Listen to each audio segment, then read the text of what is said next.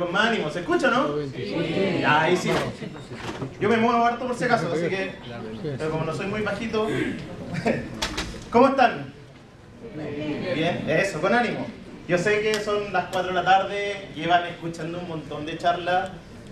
Esta va a ser una más, pero espero por lo menos que sea entretenida, aprendan y que pueda compartir un poco las experiencias que hemos tenido como Entel, tanto en el área de ciberseguridad como en todos los incidentes que hemos vivido en los últimos 3 años, desde que se formó Entel Cybersecurity. ¿Ok? Así que vamos con ello. Primero que todo, ¿quién soy yo? Mi nombre es Miguel Díaz. Yo soy líder del Centro de Ciberinteligencia en Entel Cybersecurity Chile. Muchas gracias por invitarme, un agrado estar aquí con ustedes presentando. Principalmente soy investigador de ciberamenazas. Me gusta, es una cosa que la he llevado conmigo, parte de mi pasión. Me gusta estar metido. Cuando salió lo del Fast Bunch con Eternal Blue y todas estas cosas, antes de WannaCry fue súper entretenido agarrar los exploits. El primero que probé fue contra el Active Directory y Entel. No les voy a contar cómo me fue, pero fue una investigación entretenida. Lo que nos permitió también estar mucho más reactivo cuando pasó esto, el famoso WannaCry. Por otra parte, soy consultor de ciberseguridad. Me gusta escuchar los problemas de los clientes y encontrar una solución. Soy de alma de consultor desde hace muchos años. Soy certificado en Ethical Hacker. Dirijo el equipo de investigación y desarrollo en Entel, del área de ciberseguridad. Tengo entrenamiento en respuesta, en hunting y así, un montón de cosas. Pero más que nada apasionado, porque me gusta lo que hago.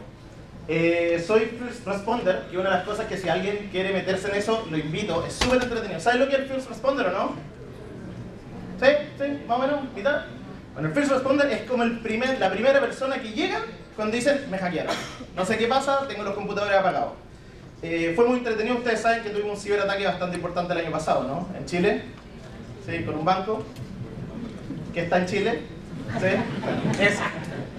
Entonces fue muy entretenido llegar a la primera hora, sentir la adrenalina, sentir la desesperación, pero al final una buena estrategia, un buen análisis nos permite realmente salir victorioso al final del día. Soy ex desarrollador de software, todos tenemos su inicio, y bueno, yo hoy día estoy acá presentándoles sobre Emotet. ¿Alguien le suena Emotet? Bien, por allá, hubo harta emoción por atrás. Bueno, espero que les suene porque lo hayan investigado, no porque les haya tocado, pero Emotet es un malware, y creo que uno de los malwares súper interesantes de analizar.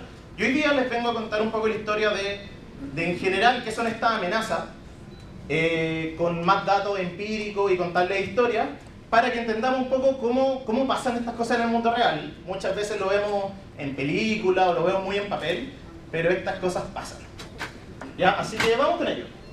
Primero que todo, malware. Malware es una palabra que todos conocemos. A todo esto, ¿cómo está distribuido el público? Tenemos gente en la banca, ¿no? Sí. Ya. Ellos sí están claros los que hemos tenido. De la industria, ¿cómo se llama? Del IoT, ¿tenemos, no? Ah, bueno. ¿Y retail? Ya, sí, estamos bien balanceados.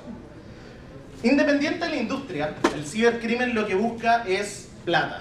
Quiere dinero. Y para eso encuentra las formas más ingeniosas de poder capturar esto, tal como decían en la presentación anterior. Es verdad, hoy día el cibercrimen reúne más plata que el narcotráfico.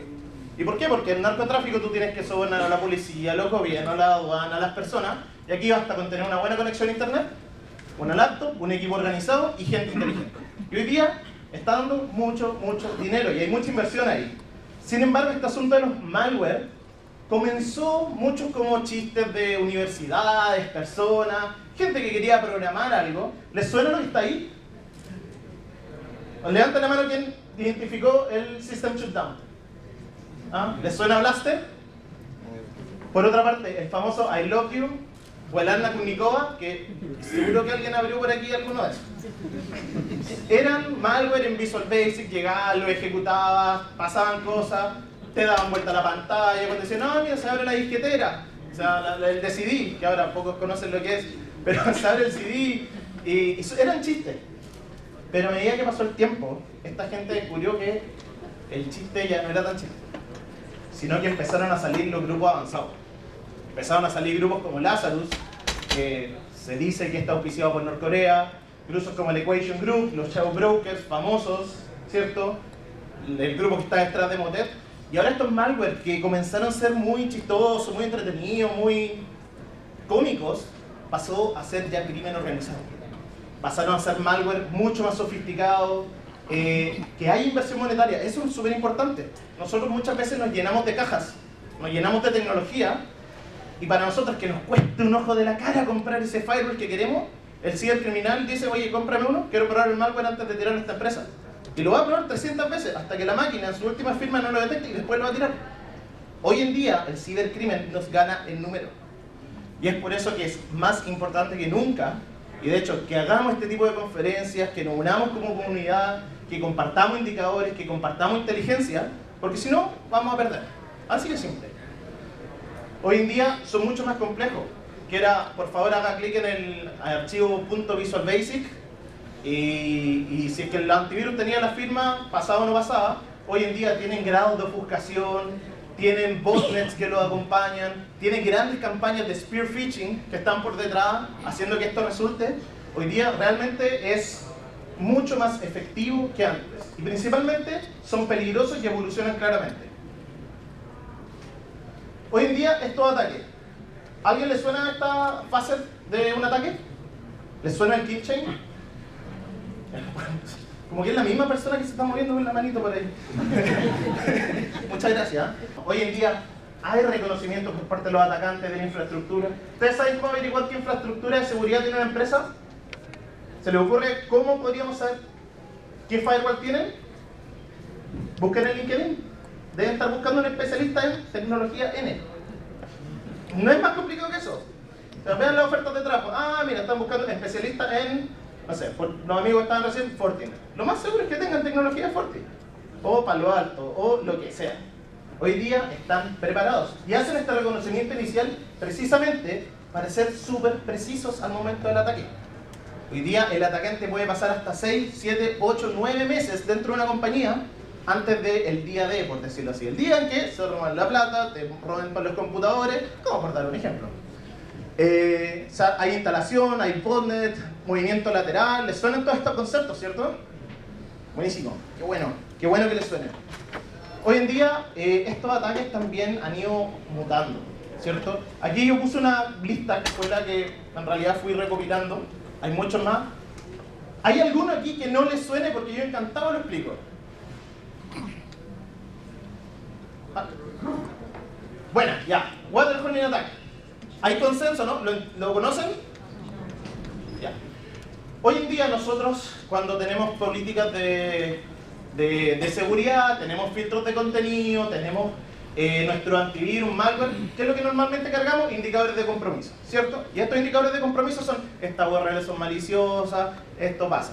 El Waterhorn Attack es cuando un atacante realmente quiere bypassear esas medidas de control, por ejemplo el filtro de contenido. ¿Y qué es lo que hace? Estudia la compañía. Imagínense que don Pepito todos los días se mete en la mañana a ver los resultados de los partidos de fútbol del fin de semana, ¿cierto? Y se meten a hacer partidosdefutbol.com.pe todos los días. Se mete, está dentro del filtro de contenido, está viendo su partido, don Pepito es muy feliz, y los atacantes dicen, ¿sabes qué? En vez de hackear esta compañía, hackeemos esta página web.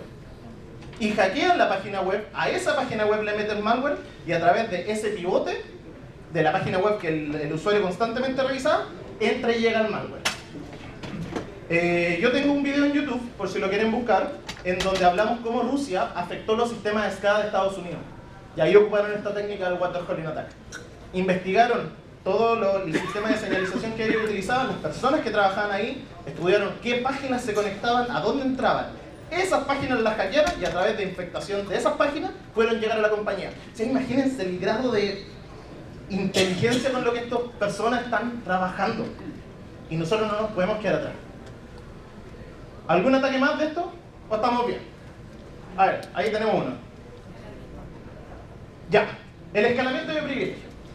El escalamiento de privilegio suele pasar... ¿Cómo estamos bien con eso, no? ¿Sí? Hoy se me fue todo el ánimo. ¿Qué pasó? Ya, el escalamiento de privilegio normalmente cuando uno explota una vulnerabilidad en un sistema, ¿cierto? Esta aplicación está corriendo con el entorno de un usuario específicamente hecho para esa aplicación. Ejemplo, cuando alguien explota una vulnerabilidad de Remote Code Execution en un Apache, el usuario que pudo ejecutar esa, todo se va a ejecutar con el usuario Apache, porque es el usuario con el que se está ejecutando esa aplicación. O señor Pepito, que le llegó el malware entra en su sesión, entonces tiene todos los privilegios del usuario Pepito. El escalamiento de privilegio es desde el usuario Pepito llegar al administrador de sistema. Hay técnicas hoy en día que te permiten escalar este privilegio y en realidad tener completo control de la compañía. Nos pasó con un cliente el año pasado que les cayó un fileless malware. ¿Ok? El fileless malware, que son malware que no se escribían en el disco duro, llegó e infectó al usuario.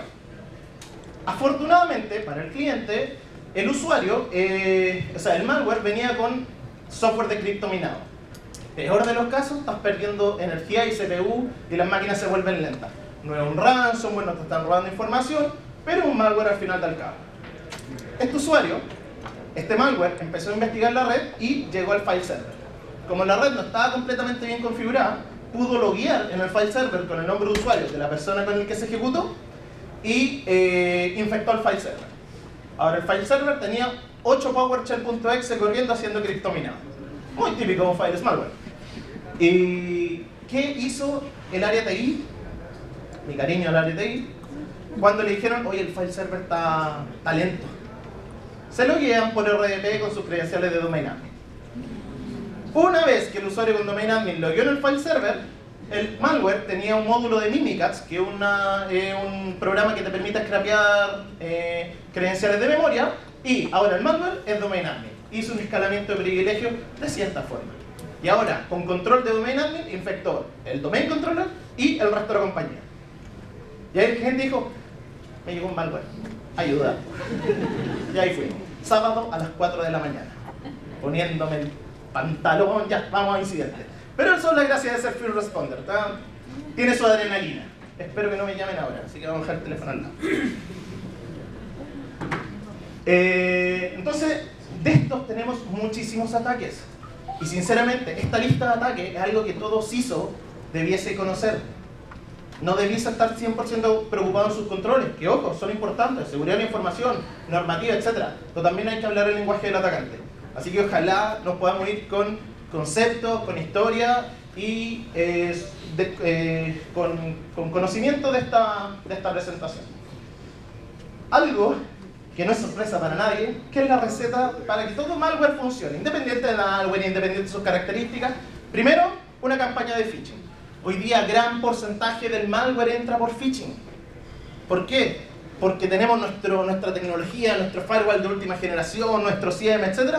Pero tenemos a don Pepito que le gusta ver el fútbol en la mañana. Y le llegan los correos para tickets aéreos para la Champions League. Alguno cliquearía de acá, ¿no? ¿Sí? Y no quieren levantar la mano. Pero bueno. Entonces, todo entra por un phishing. Nuestro Pepito, que no sabe mucho usar tecnología, pero está miembro importante de nuestra compañía. Y lamentablemente, una red con baja visibilidad y con equipos desordenados y usualmente desactualizados. Yo sé el dolor desde el área TI de querer actualizar ese Windows 7, de querer sacar ese Windows 2003 Server de la compañía, pero muchas veces no hay plata, no hay chance. El día que te dicen, oye, tengo que actualizar el servidor, ¿y tienes que reiniciarlo así? No. Bueno, ya ahí quedó, ¿cierto? Entonces, ok, tenemos malware, tenemos avanzado, tenemos cibercrimen, etc. ¿Por qué Emotet es tan interesante? Y aquí vamos a hacer un drill down de, ok, ¿qué es lo que es Emotet? Emotet, primero que todo, es un malware bancario. Yo recuerdo en Chile, cuando comenzó esto del malware bancario, los bancos estaban asustados. Un malware que afecta a la banca. No. El que sea un malware bancario significa que va tras datos bancarios. Afecta al usuario final. Quiere robar tarjetas de crédito, transacciones, quiere robar plata. No es que esté tratando de afectar las bases de datos directas de los bancos. Por eso nosotros teníamos clientes que no eran bancos y decían, oye, pero ¿cómo me infecté con Emotet si es un malware bancario? Primero porque el malware no es como, no, este no es banco, no me meto. O sea, el malware es un IP, un equipo vulnerable y vamos y seguimos, ¿cierto?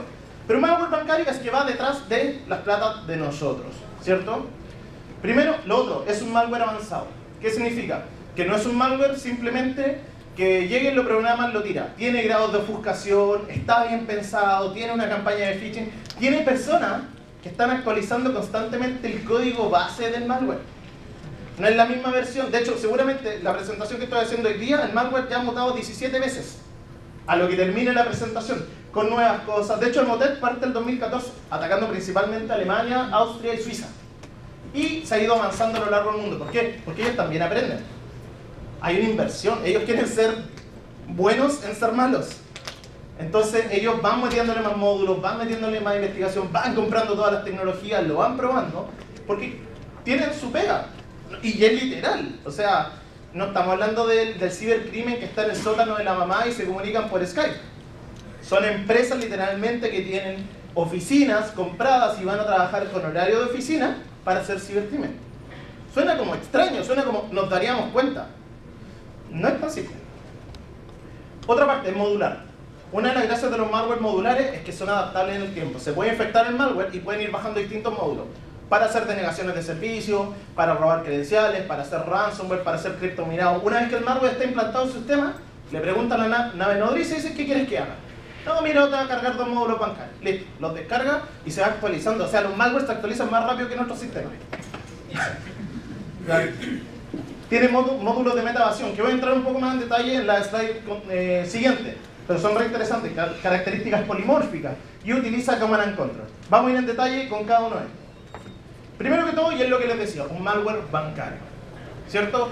Va detrás de datos de la banca, tarjetas de crédito, transacciones, etc. Una de las gracias, de hecho leí un artículo hace poco, que era un anti-spam, en particular, yo soy súper agnóstico a la tecnología, pero había un anti-spam que había puesto un mail en cuarentena. Pero resulta que puso el mail en cuarentena, no por un asunto así de scoring, de que los indicadores de compromiso, simplemente porque el asunto decía Bank of America y el dominio de donde venía no hacía match con ninguna palabra, ni Bank ni América. Entonces la heurística del anti-spam dijo, ¿sabes que no lo voy a dejar? A cuarentena. Los investigadores agarraron el correo, como tal cual, lo pasaron por todos los filtros de contenido. Uno dijo que era malicioso, el resto pasó. O sea, el que no tenía esa marca, y no estoy diciendo que esa marca sea buena, porque seguramente probamos con otro sample y va a salir otro vendor detectándolo, solamente una marca. Bajaron el PDF que venía adjunto. El PDF, otra marca, lo reconoció. Ni siquiera la misma que había dicho que el malware inicial. Y resulta que abría el PDF y había un link, y ese link venía con otro malware que se descargaba, que lo detectaba otra marca. O sea, me estáis diciendo que si no tengo las 3 marcas, fui. ¿Pero por qué esta empresa se pudo defender? Porque tenía un equipo de personas detrás. Hoy en día el valor de la ciberseguridad de la empresa no está en la marca que compremos, no está en el auto que compremos, sino en las personas que lo están manejando detrás. Podemos comprar un Ferrari, pero si ponemos un niño de 12 años a manejarlo, lo va a chocar. Y no va a ser culpa del niño, ¿cierto? Entonces hoy día el valor mayor que tienen las empresas en su defensa de ciberseguridad está precisamente sentado en esta sala, no en las cajas que compran. El resto son herramientas para hacer cosas. ¿Y qué es lo que pasa? El hatch, en lógica, es un cálculo matemático de cómo están puestos los bits, los unos y ceros al lado del otro. Yo aquí hice 2 archivos de texto, uno que se llama malware.py y malware2.py, que lo único que cambio es, uno dice deadly y el otro dice really deadly. Una palabra, que es como que algo que puede salir impreso en pantalla, y con eso el hatch ya cambió. Por otra parte, utiliza estos famosos Command and Control. ¿Les suenan los Command and Control? Los Command and Control es como el Active Directory de los malware. Ellos llegan, se conectan y se registran contra el servidor. Incluso Emotet, en su funcionamiento, infecta un equipo con el malware base, ¿cierto?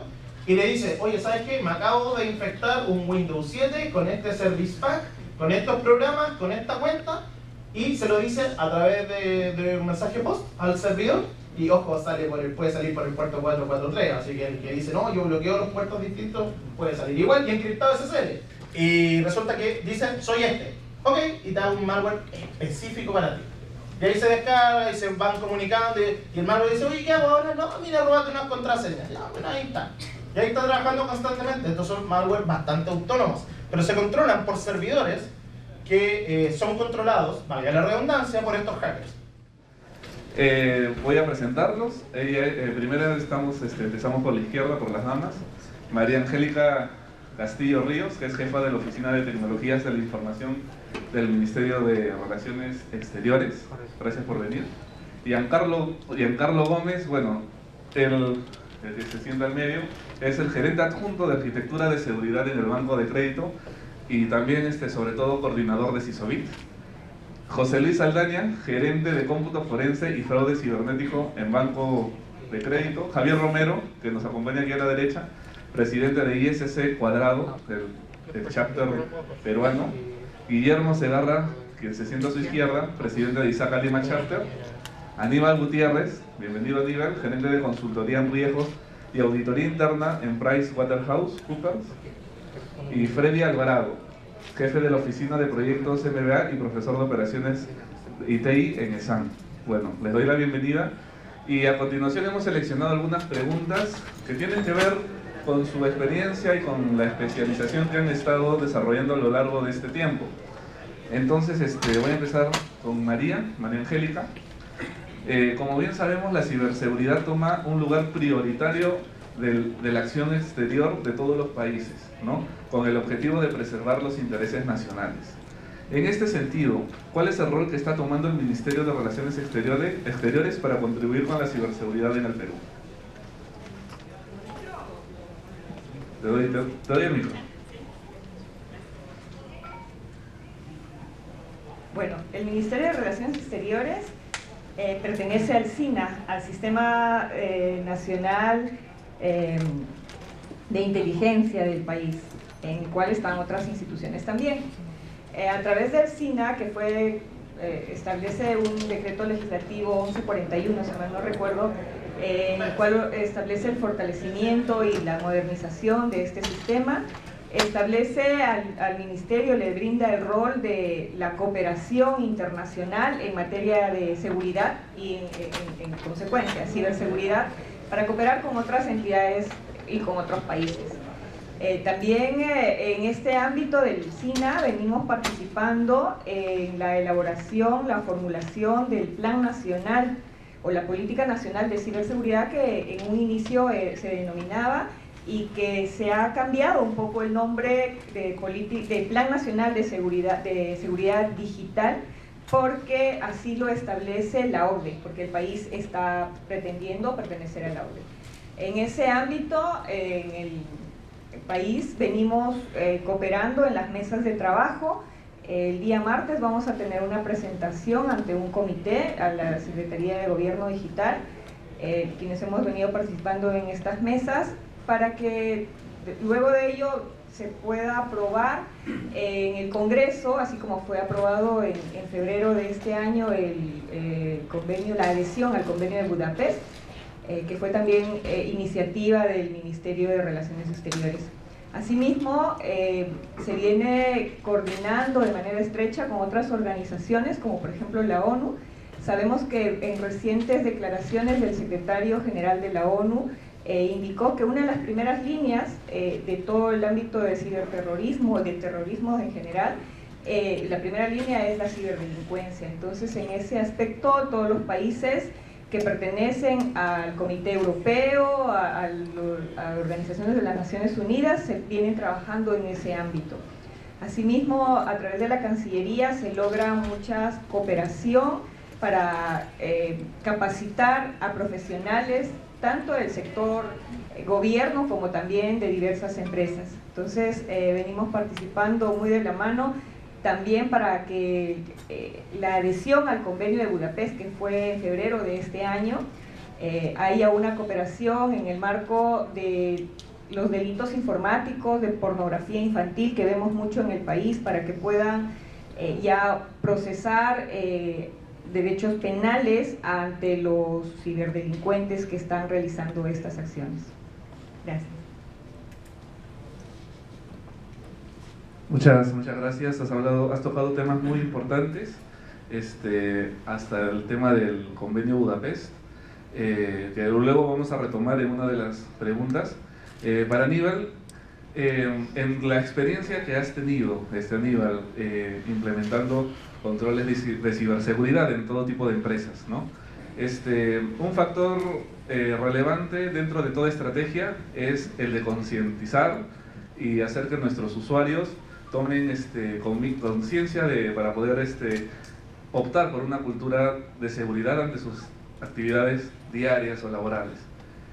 Entonces, en varios estudios se señala que justo ese es un tema cuya competencia escapa generalmente del CISO, que viene de un área de ingeniería o que viene de un área tecnológica.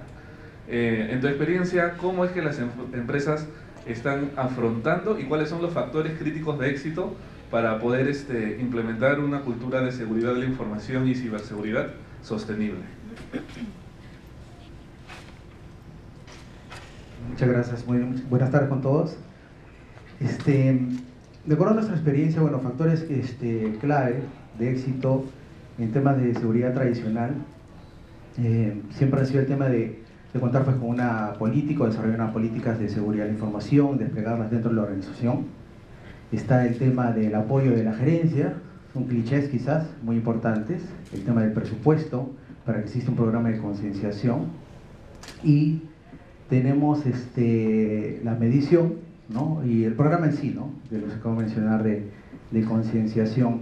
No obstante, ya con el tema de ciberseguridad y con algunos cambios en la regulación y buenas prácticas en gestión de riesgos sobre todo, el tema de integrar, por ejemplo, complementando estos factores, integrar el tema del programa de ciberseguridad a la gestión integral de riesgos, que tiene un componente muy importante en el tema de cultura del riesgo, puede ayudar un poco al CISO y ayudar a la organización en sí a tener un programa de ciberseguridad o de concienciación o de cultura más sólido, ¿no?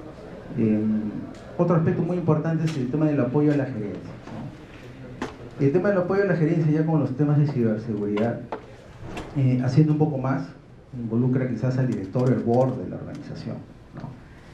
Sabemos que el board, los miembros, los directores, ¿no? Hablamos del comité de dirección, gerentes, los gerentes de línea, la alta dirección en general es sujeto, siempre ha sido objetivo de ataques cibernéticos. Son personas que viajan mucho, ¿no? Son personas que tienen información confidencial, secretos estratégicos de la organización, y también son blancos de un ataque cibernético, y probablemente son aquellas personas que a veces solicitan excepciones a las políticas de seguridad, ¿no? Los que son oficiales de seguridad de información a veces tienen que lidiar con eso, ¿no? Establecen sus políticas de seguridad con ciertos parámetros, definen una línea base, pero cuando llega el despliegue, empiezan a recibir solicitudes de directores, de gerentes, de VPs, pidiéndoles que las contraseñas pues no sea tan larga y compleja, ¿no? Digamos que sea un poco más laxo o excepciones para ellos. Entonces, sé que es difícil, pero si el miembro del comité de dirección no enseña con el ejemplo o no lidera con el ejemplo los aspectos de ciberseguridad, da pie a que otros miembros de la organización consideren que ellos también pueden ser exceptuados de estas políticas de seguridad, ¿no? Entonces, una labor muy importante es atacar, y nosotros en la experiencia en la firma PricewaterhouseCoopers, los trabajos que hacemos, muchos de ellos involucran desarrollar un plan director, ¿no? Y eso involucra trabajos con la alta dirección. Y el otro tema es el del programa, ¿no? El del programa, digamos, tener un programa de entrenamiento, de concientización, no implica lograr tener una cultura, ¿no? La cultura implica cambios de comportamiento en las personas, ¿no? O sea, ¿qué buscamos con una cultura de ciberseguridad? Que, digamos, los miembros de la compañía puedan un poco ser curiosos, ¿no? La curiosidad es muy importante en el tema de la cultura de ciberseguridad, la responsabilidad y en hablar sin reservas, ¿no? Cuando hablo de curiosidades, pues esperamos que la cultura de organización tenga es que si ven, por ejemplo, una persona que camina y no tiene badge, pues yo le pregunte, señor, ¿usted a quién busca? Algo tan básico, ¿no? Que puede ser el inicio quizás de un ataque cibernético, ¿no? La responsabilidad que todos sepan su rol, o sea, respecto a la ciberseguridad, desde del empleado más operativo hasta alguien que tiene una responsabilidad más técnica, y hablar sin reservas, ¿no?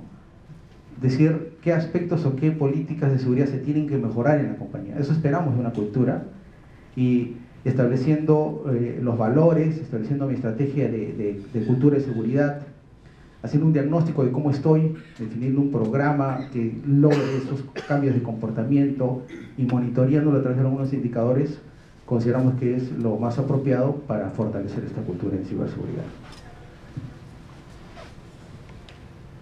Perfecto, muchas gracias. Freddy, las empresas sobre todo en Latinoamérica, cuando tienen que implementar o tienen que definir dónde poner al responsable de la seguridad informática, crean un puesto y le llaman seguridad de la información, ¿no? Entonces hay un debate eterno en cuál es la diferencia entre seguridad de la información y ciberseguridad, pero en términos prácticos, ¿no? Entonces, un CISO muchas veces es confundido por algunas empresas con el rol del gerente de ciberseguridad, ¿no? Entonces, bajo esta premisa y teniendo en cuenta que va a haber una demanda muy grande y de hecho de profesionales en esta materia, que en alguno de los campos, de los tantos campos que abarca la seguridad de la información, ESAN y la academia en general, ¿qué está realizando? ¿Qué competencias busca formar en los que van a liderar estos puestos, ¿no? Muchas gracias por la pregunta y por la invitación. Bueno, un poco como ESAN y un poco en base a la experiencia de haber gerenciado algunas instituciones, he visto a lo largo del tiempo cómo ha ido evolucionando los roles, ¿no? Tú tocas un tema de seguridad de la información y seguridad informática, ¿no? Y me parezca muy similar el término, pues se complementan en todo caso. La seguridad de la información es mucho más amplia, entra a un nivel organizacional y hay que trabajar de la mano pues con la alta dirección para contar no solamente con los recursos sino con el apoyo, ¿no? Formar un comité, digamos, de seguridad de la información en el cual se, digamos, promueva una cultura de seguridad justamente a lo largo de toda la organización. Una empresa puede tener los mejores recursos, presupuestos, software, infraestructura en seguridad, pero si no tiene una cultura, definitivamente el eslabón más débil es la persona que comparte un password, una persona que deja entrar a alguien que no es externo, por ahí ya está vulnerando la seguridad. En el ámbito informático, digamos que cada vez esto se ha ido ya evolucionando a través del tiempo y lo vemos justamente a través de los diferentes ciberataques que han habido en los últimos años. Eso nos lleva a definir diferentes roles ya, ¿no? Y justamente en ese sentido, ESAN viene trabajando de la mano no solamente a nivel local, sino con entidades extranjeras, ¿no? Entre ellas entidades americanas muy desarrolladas en este ámbito, porque considerando, por ejemplo, el marco de referencia del NIST, ahí nomás uno tiene ya el ciclo de vida de lo que es la prevención, ¿no? La identificación justamente de cuáles son los activos informáticos de cualquier organización, los riesgos que hay en el ciberespacio, qué tienes que hacer al respecto en la parte preventiva, tanto en el ámbito técnico como en el ámbito organizacional, y luego qué vas a hacer para monitorear y ver qué cosas están moviendo en el ciberespacio, ¿no? Cómo vas a responder ante ellos, y si eres vulnerado, pues cómo vas a tener la capacidad de tener resiliencia para poder darle continuidad a la organización. En ese sentido, no solamente se necesita un profesional técnico, un profesional que tenga la capacidad de estar explorando la curiosidad que comentaba el colega, en el sentido de que muchas de las cosas tienen que aprenderse de lo mismo que está en internet. Hay cosas que es más rápida, digamos, los ciberdelitos, la formación de nuevos ciberdelitos, de la documentación o la parte académica que puede haber. Entonces ahí se requiere mucha capacidad de autodidáctica en el profesional y un enfoque inclusive geopolítico y estratégico.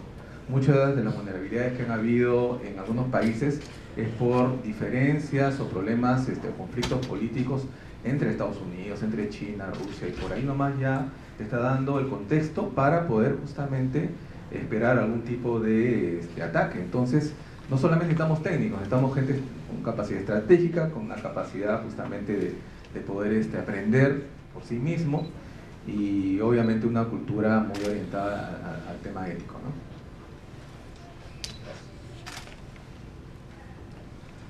Perfecto, Freddy, muchas gracias. Giancarlo, justo la pregunta de tendencia. La privacidad de datos, ¿no?, personales ya se ha vuelto una tendencia a nivel mundial. Justamente debido a todos los escándalos de los que ya tenemos conocimientos, sobre todo los de Facebook, fuga de información por todos lados, es el área más regulada, quizás, ¿no? Dentro de las especializaciones, las especialidades o capacidades de seguridad de la información, la protección de la data personal es la más regulada, la más auditada también y por el gobierno. Muchas empresas han optado, debido a la importancia y a la especialización, porque no solamente es gestionar controles de ciberseguridad, sino también a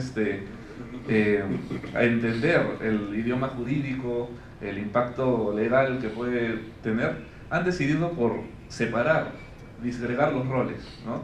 Y le han quitado esa responsabilidad al CISO y se le han asignado a un CDO, ¿no? Un Chief Data Officer. En ese sentido, en el Perú, ¿cómo vamos, no? Tú que vienes del Banco de Crédito y perteneces a Asbanca. Muy bien, muchas gracias por la invitación. Buenas tardes con todos. Definitivamente acá en el país y en la región hablar un poco de privacidad y protección de datos personales es algo muy sensible. Por el tema regulatorio, tal y cual estaba comentando Ernesto, pero también por el tema personal. Todos nosotros, los que estamos presentes, por ejemplo, en esta sala, poseemos datos personales.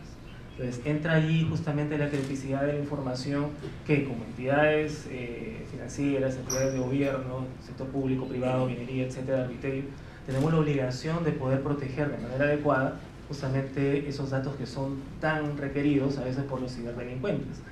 Y nos limitamos justamente a los reportes, a los últimos reportes de incidentes o data breach de ciberseguridad, donde nosotros nos vamos a percatar que la principal fuga de información justamente son datos personales.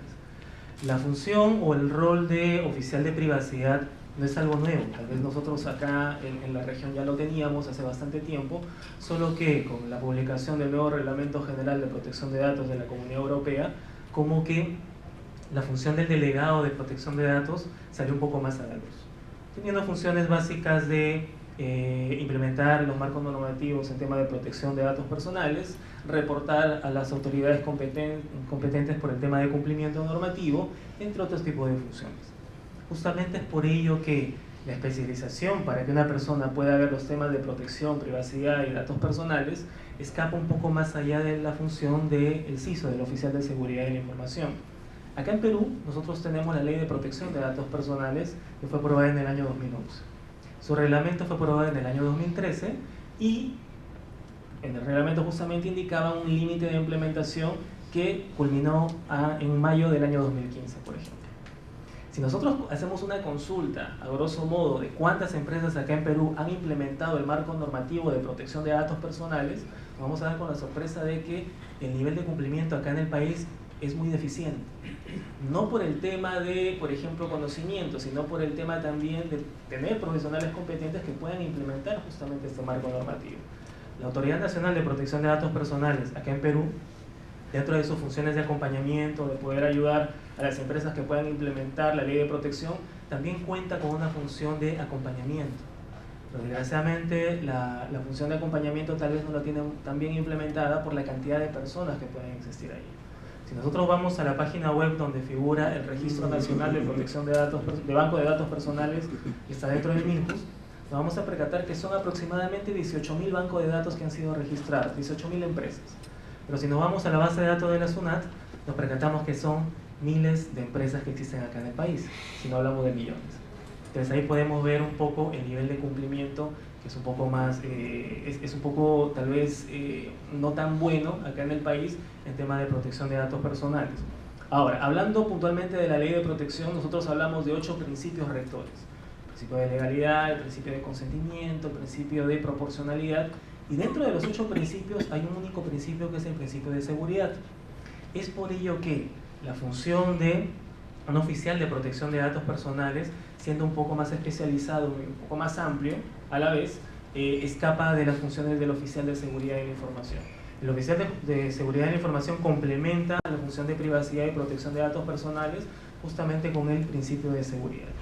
Y obviamente acá en el país nosotros lo que estamos buscando es justamente robustecer todo este marco en tema de privacidad y protección de datos para poder garantizar obviamente la confidencialidad de la información en ciertas oportunidades y en ciertos casos, y no tanto el tema de privacidad, porque existen bancos de datos que cumplen con la ley de protección de datos personales, pero que es de acceso público, ¿correcto? Es por ello que cuando hablamos de protección de datos personales no siempre hablamos de privacidad, pero cuando hablamos de privacidad sí hablamos en la mayoría de los casos de protección de datos personales, porque es parte, una de las aristas justamente de los temas de privacidad. Muchas gracias. Gracias, Giancarlo. Mi estimado Guillermo, presidente actual de ISACA, actualmente las empresas tienen por regulación, ya sea legal o matricial, implementar un plan de auditorías, ¿no? Un plan de auditorías en seguridad de la información. Pero digamos que las auditorías ya tienen tiempo, ¿no? Ya tienen bastante tiempo de realizarse, a tal punto que hay bastantes empresas que se preparan para la foto, ¿no? Se preparan solamente para salir bien en la foto, escondiendo todo debajo de la alfombra. En ese sentido, ISACA, ¿qué está proponiendo, ¿no? ¿Cuáles son las nuevas tendencias en auditoría de riesgos, ¿no? Tanto de TI como de seguridad y para el gobierno? Y cómo estas, no sé si tienen estadísticas de cómo están implementándose o cómo las están adoptando las empresas peruanas. Gracias por la invitación, gracias Ernesto por la presentación. Sí, efectivamente, para la auditoría interna, hoy es un reto, es un desafío enfrentar este nuevo entorno donde se comienzan a desenvolver los negocios. Como bien lo ha dicho Ernesto, y por referirnos al programa de seguridad, digamos específicamente, pero antes de avanzar, ¿cuántos auditores tenemos aquí en la sala en este momento? ¿Pueden levantar la mano, por favor? Tenemos una buena cantidad de auditores entonces también en el escenario, y entonces eso es importante porque el desafío para nosotros hoy es mayor. Hoy tenemos que enfrentarnos primero a los cambios en los modelos del negocio. La mayoría de empresas en donde nosotros trabajamos, o la mayoría de entidades del sector gobierno, enfrentan procesos de cambio, procesos de transformación. Esos cambios implican que hayan cambios en los modelos operativos en los que estos se desenvuelven. Y obviamente estos cambios operativos traen cambios en los entornos tecnológicos que soportan las operaciones, ya sea de las empresas o de entidades del Estado. Para ello los auditores tenemos que comenzar a enfrentar este desafío y no, digamos, mirar de lado o mirar de costado este cambio. Hoy en día es vital para que las funciones de auditoría puedan transformarse, comenzar a alinearse realmente con los procesos de cambio en los negocios, primero. Segundo, tienes que comenzar a repensar esos planes de auditoría a los que se refería Ernesto, que haces de manera tradicional, que lo haces por años. No, yo quería referirme a una cita para ver cómo es que el mundo a veces se tiene que transformar. En 1921, Christian Lange ganó el Premio Nobel de la Paz. Cuando ganó el Premio Nobel de la Paz dijo una cita: la tecnología es un servidor muy útil, sin embargo, con el paso de los años se va a convertir en un enemigo peligroso, ¿no? Y si pensamos, no es un enemigo, pero ha evolucionado tremendamente. Entonces, hoy el campo de la auditoría tiene que comenzar a modificarse. Hay ciertos estudios que por ejemplo, muestran que 3 de cada 4 funciones de auditoría hoy en día no están enfrentando un proceso de cambio en su manera y en su forma de hacer las cosas, ¿no? Y 1 de cada 3 recién está comenzando a dar un paso inicial. Entonces, si eso lo ponemos en el contexto, por ejemplo, de las empresas peruanas, tenemos que la proporción es muy baja, por algunos factores que también en estudios efectuados recientemente indican que hay factores como presupuesto, por ejemplo, que se da para los casos en que yo quiero implementar, por ejemplo, programas de ciberseguridad, programas de riesgos, y cuando quiero hacer cambios también sufro con el presupuesto. Pero hay otro problema que también, otro desafío, que también tenemos, y que lo tienen también algunos otras especialidades, que es cómo retengo o cómo atraigo el talento. Y esto hoy lo estamos viendo, por ejemplo, específicamente en los temas de ciberseguridad. A todos nos pega conseguir algún recurso para algún área de gestión de riesgo de ciberseguridad, para la propia gestión de la ciberseguridad o para la auditoría de la ciberseguridad. Hoy tenemos plazos muy extensos o no tenemos en el entorno, en el mercado, las características necesarias para enfrentarlo. Entonces yo creo que tenemos un desafío en el cual las empresas tenemos que comenzar a enfrentar estos nuevos riesgos tecnológicos que vienen y a comenzar a cambiar nuestro propio proceso de auditoría interna, transformándolo de manera innovativa, ágil y desafiante. Gracias. Perfecto. Interesante cómo todos los temas que cada ponente va hablando, cada panelista va diciendo, se van integrando, ¿no? Todo al final es parte de una estrategia. Javier, presidente de ISC Cuadrado, Perú Chapter, ya hemos visto y todo empezó cuando las personas empezaron a llevar sus teléfonos, sus móviles, sus tablets a las empresas. Sin embargo, ahora con el Internet de las cosas ya es incontrolable, ya escapa de las manos de muchos CISOs. Esa es la pesadilla de muchos CISOs, poder controlar qué equipos se están conectando, sobre todo cuando no hay un nivel de madurez en el área de soporte, en el área de networking. Esto ha generado que la rama de la ciberseguridad industrial, que es diferente a la ciberseguridad TI, que todos conocemos, vaya creciendo, vaya tomando más relevancia, a tal punto que el oficial de seguridad informática debería también contemplar dentro de sus activos de información o sus activos informáticos analizados en los riesgos, todos aquellos equipos industriales que están dentro de la oficina, ¿no? Llámense aire acondicionado, sensores, etc.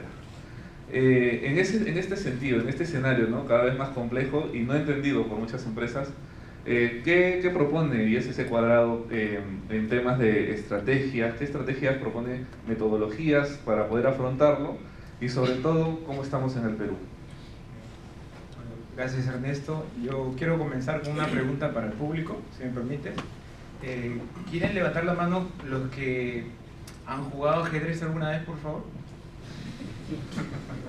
Digamos que es como el 85%. De los que han levantado la mano, que vuelvan a levantar la mano los que han ganado una partida de ajedrez más de una vez en este año. A ver, en los años que han jugado. Levanten la mano los que han tenido el gusto por ganar sus partidas de ajedrez alguna vez. Una. Okay, bajó como a la tercera parte, más o menos. Okay, sí, está ahí. Ajedrecista también. Ok, entonces yo creo que se trata de estrategia, táctica, se trata justamente de tener un buen conocimiento, tanto de un objetivo que busco, como el proceso que quiero, ¿ok? Y sí, ISC al Cuadrado ayuda mucho en esto, porque estamos hablando del cuerpo de conocimiento global para seguridad de información en general, ¿ok? Y esto ya pues desde los años 89, Ernesto. Entonces, fecha en que también nace pues ISACA, me parece, ¿no? Sí, cercanamente, ¿no? Entonces, en realidad, sí se pueden combatir las cosas nuevas con las viejas prácticas de seguridad, ¿ok? Y una de ellas, que las empresas aquí probablemente están luchando ya en los últimos años, y es el tema de privacidad, por ejemplo, ¿no? Es la captura de tráfico de paquetes. Ahora, ¿qué tiene que ver la captura de tráfico de paquetes con IoT? Pues tiene que ver lo mismo que tenía que ver con cuando los teléfonos móviles llegaron a las empresas, ¿no? El billón, ¿no? O sea, tiene que ver con lo mismo. ¿Con qué tiene que ver? Con el hecho de que estas guerras, estas batallas que tenemos con las nuevas tecnologías, ¿no? Si estamos pensando en ganarlas de la manera típica en que intentemos ganar, quizás debemos repensar nuestra estrategia, ¿no? Porque en el ajedrez hay ciertas cosas que ameritan sacrificar a veces algunos personajes de nuestro juego, ¿no? Incluyendo a los de más alto rango, ¿verdad? ¿Ok? Con la finalidad y objetivo de finalmente ganar, ¿verdad? ¿Ok? Porque es lo que interesa. Ahora, cuando yo capturo tráfico, ¿ok?, lo hago con la intención de conocer uno de los grandes rasgos del backdooring que tienen los IoTs, o sea, el potencial que tiene de entregar información a terceros que es lo que quizás más me preocupe, entre otras cosas como que por ejemplo, se arme una red de bootnet, es una bootnet de IoT dentro de la empresa, ¿no? Lo cual quizás tiene menor impacto porque a las personas, al final del día, estoy seguro incluso dentro de unos años, cuando tengamos robots en casa, así como los IoTs ahora, que son como esos pequeños robots, ¿no es cierto? Ok, cuando tengamos robots, estoy seguro que tendremos a un robot trabajando para nosotros, pero no nos va a molestar que alguien lo haya hackeado y esté haciendo otra cosa detrás. Entonces el robot va a estar parado, esperando mi comando, pero detrás está haciendo otras actividades para los delincuentes informáticos, quienes sea, ¿no? Y no nos va a incomodar. Probablemente pues el tema de negación de servicios no sea tan incómodo todavía hoy, ¿no? Pero sí el tema del pacto. Y esta pregunta que me estás haciendo también la revisó Brian Krebs, de Krebs Home Security, con alguien de Norteamérica, obviamente, preguntándole acerca qué hace con el supply chain de tecnología, que es básicamente el IoT para el gobierno norteamericano, por ejemplo, ¿no? Que sería muy preocupante, ¿no? Que aparatos chinos empiecen a llegar, ¿no? Entonces, y le pregunta, ¿y qué está haciendo? Pues no estamos haciendo nada en concreto, ¿no? Porque básicamente estaríamos pensando en fabricar estos aparatos que se fabrican en la China, fabricarlos aquí en Norteamérica, ¿no? Entonces, eso no es muy viable, ¿no? Eso es complicado. Ahora, eso implicaría también regular otra vez gobierno, ¿no? Si quisiera regular la fabricación de esos aparatos, ¿eso es viable? ¿No? Es un poco peligroso como el intervencionismo de Estado para la economía, ¿no? Es un poco peligroso porque eso tiene ciertas consecuencias negativas a nivel de los países que practican ese tipo de cosas, ¿no? Y tratar de regular la fabricación de los IoTs, caramba, puede ser un lío. Entonces, ¿cómo se puede ganar esta guerra? Pues de la misma manera, sacrificando un poco, pensando un poco que voy a perder. Si capturo tráfico, yo finalmente puedo hacer en tiempo real una regulación, o regular, bueno, no sé si la palabra le calza regular, pero sí, en tiempo real puedo ver cuál de estos aparatos está realmente entregando alguna información que no debe a algún destino que no debe, ¿no? Entonces, y eso lo haré a través del concepto de Network Forensics, ¿no? Ok, entonces es como perder un poco, está bien, dejo entrar a mi compañía o al gobierno, ¿no? IoTs, aparatos que vienen de China, de Francia, Norteamérica, donde sea, hacen Dios sabe qué cosa, además de grabar video y otras cosas, ¿no? Pero finalmente si en algún momento empiezan a trabajar por debajo, para terceros intereses, porque tienen comandos que no son transparentes para nosotros, los voy a detectar a través del Network Forensics, ¿ok? Y con Luis Mendoza, que tú conoces, lo hemos practicado desde hace años y hemos aprendido bastante. Entonces es bueno para objetivo y proceso, ¿ok? Porque a muchos de nosotros aquí nos gusta la parte técnica y capturar tráfico es genial para aprender, pero finalmente lo que le interesa a un CISO como tú es finalmente proteger la red, y la parte técnica ayudará cuando está habiendo algún tipo de fuga por un bug o un tema similar. ¿Cómo están las empresas acá? Dependerá si la gente de privacidad ve mal que capture tráfico, ¿no? Entonces, si quiere levanta la mano los que capturan tráfico en su red, para finalizar. Entonces ya sabes cómo está más o menos la experiencia. Buena salida, mi estimado. Nada, agradecer al panel por las respuestas. Nos quedan unos 7, 6 minutos para hacer algunas preguntas. No sé si alguien del público se anima a hacer alguna pregunta. A ver, primero por cercanía, luego... Sí, quería hacer una pregunta que hace años rondaba, bueno, no un tanto, pero rondaba a quien pueda contestar. La parte de privacidad, hay una parte en la ley que dice que una persona tiene el derecho a despedirle a una organización que lo olvide. ¿Un delincuente podría hacer eso? A ver, ¿quién se anima? Bien, acá en el Perú nosotros poseemos los famosos derechos ARCO, derecho de acceso, rectificación, cancelación y oposición. El derecho de acceso básicamente indica que cualquier titular de datos personal debe tener un canal por el cual tiene que acceder a sus datos personales en la empresa que está brindando el tratamiento y solicitarle desde cuándo, qué tipo de datos tiene, qué tratamiento está realizando, cuál es la finalidad por el cual recopilaron sus datos personales, entre otro tipo de cosas. El derecho de rectificación indica que uno como titular de datos personales tiene toda la potestad para que puedan cambiar y modificar los datos personales, siempre cuando hayan escrito mal, de repente no es preciso, etc. Cancelación es cuando ya no tienen ningún tipo de vínculo con la empresa, con la entidad, y puedes solicitar que eliminen tus datos personales. Y oposición indica que uno puede oponerse a algún tipo de manejo específico en el tema de protección de datos personales. Acá en el Perú.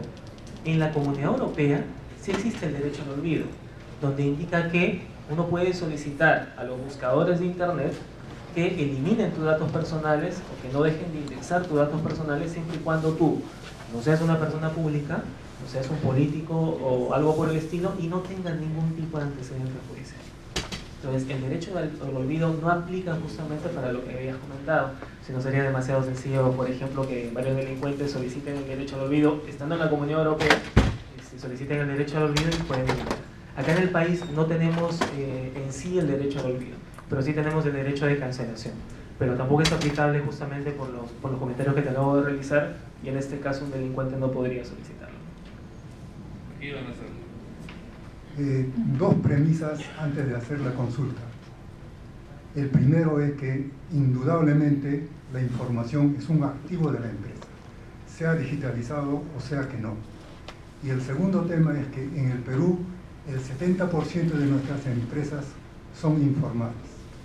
En ese contexto y teniendo en cuenta una empresa mediana del Perú, hay dos formas de cumplir en el tema de seguridad, ciberseguridad. Uno es por convicción y el otro es por obligación. Por obligación puede ser porque me obligan las leyes del Estado o porque me obligan las políticas de la empresa.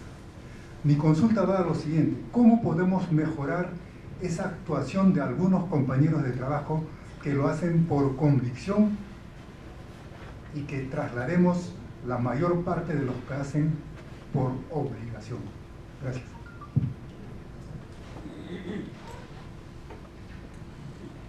Voy a dar mi respuesta en el ámbito del Estado. Yo aplicaría el tema de la concienciación al personal, a toda la organización. Por ejemplo, en todas las entidades del Estado se maneja data muy sensible, opiniones que pueden incluso llevar a perjudicar la política del Perú ante otros organismos y ante otros países. Entonces, en consecuencia, es responsabilidad de todo el personal que trabaja en la organización y de todo el ámbito que pueda acceder a una determinada información que maneja determinadas entidades del Estado. Entonces, yo aplicaría la concienciación permanente y la responsabilidad de cada uno en entender de que la información podría ser perjudicial para el país a nivel del Estado. Un poco añadiendo a eso, quizás en el sector privado, o medianas empresas o pequeñas empresas, quizás el tema de la aversión al riesgo, ¿no? Porque al final todo está relacionado con ese tema. Dependiendo de cada país, cada región varía, ¿no? Por ejemplo, en el Perú hay una señal de pare. Estás en tu carro. ¿Quiénes paran? Levanten la mano, ¿quiénes paran? Bueno, no, pero levanten aunque sea por compromiso. Pero es una realidad. Nosotros no somos muy, no calculamos muy bien todavía el riesgo y menos el riesgo cibernético en ese sentido. Entonces, a los que por convicción, como bien mencionas, adoptan cierta cultura, cierto comportamiento apropiado, felicitarlos. A los que no, bueno, un camino es la regulación, ¿no? Imponer regulación y abordar sanciones, pero tampoco es bueno la sobreregulación. Así que, ¿qué nos queda a nosotros los de seguridad, auditoría y todo? Evangelizar. Porque al trasladar a diversos ámbitos, círculos, gremios, universidades o lo que sea, que hay más ventajas que desventajas en implementar medidas de ciberseguridad, vamos a ir todos para adelante, ¿no? Listo. Ya no hay tiempo para más, vas a disculpar, pero ya son las 6. No queda más que agradecer a los ponentes, a los panelistas. Les pido por favor un fuerte aplauso para ellos. Gracias por sus intervenciones y también sobre todo agradecer a Mónica Rosado, otro fuerte aplauso para ellos. Y me hace posible posible que este evento se haga realidad y sea sostenible, ¿no? Primero es dirigido al banco y al gobierno, y luego, fines de año, viene el de energía y minas. Muchas gracias, Mónica, y nada, no sé, ¿quieres agregar algo? Sí, ahora nos vamos a tomar unas fotos así oficiales y después aguarden un momentito que vamos a hacer un sorteo final. Trajimos unos vinos argentinos y un pisco por ahí, así que ahora vamos a traer las tarjetas para hacer el sorteo. Antes de despedirme, quiero agradecer a todos los patrocinadores y a los auspiciantes que estuvieron presentes en el evento, y bueno, espero encontrarlos nuevamente el próximo año, o si no, si quieren, el próximo evento en el mes de noviembre aquí en Lima, en el Hotel Meliá. Bueno, ahora nos vamos a sacar todos unas fotitos y después seguimos. Gracias.